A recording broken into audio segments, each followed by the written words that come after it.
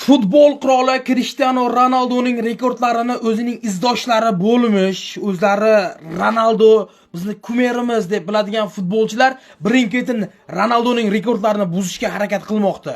Ronaldoning bilamiz yuzlab, minglab rekordlari bor. Shu jumladan 7 ta, bir emas, 7 ta Guinnesslar kitobiga kiritilgan rekord ham mavjud.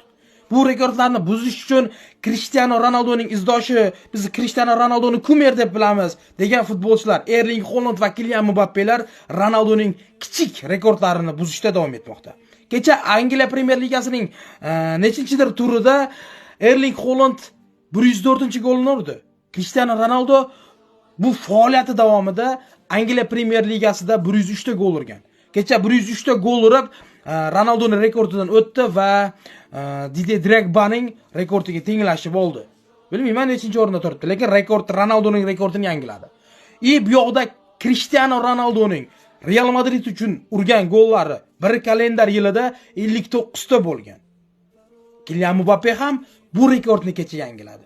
109 ta 59 ta goli bilan Kylian Mbappe Ronaldoning 59 ta goliga yetib oldi bir kalendar yilida.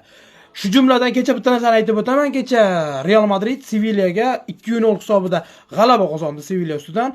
Kylian Mbappe penaltidan gol urdi va 59-golni urdi. Shu o'yindan so'ng Real Madrid 2025-yilgi o'yinlariga yakun yasadi. Keyingi o'yin 3 yo 4 yanvar kunlarida bo'lib o'tadi 2026-yilda. 2025-yilgi mavsum Real Madrid uchun o'z nihoyasiga yetdi. Shunaqa gaplar. Real Madrid. Bum.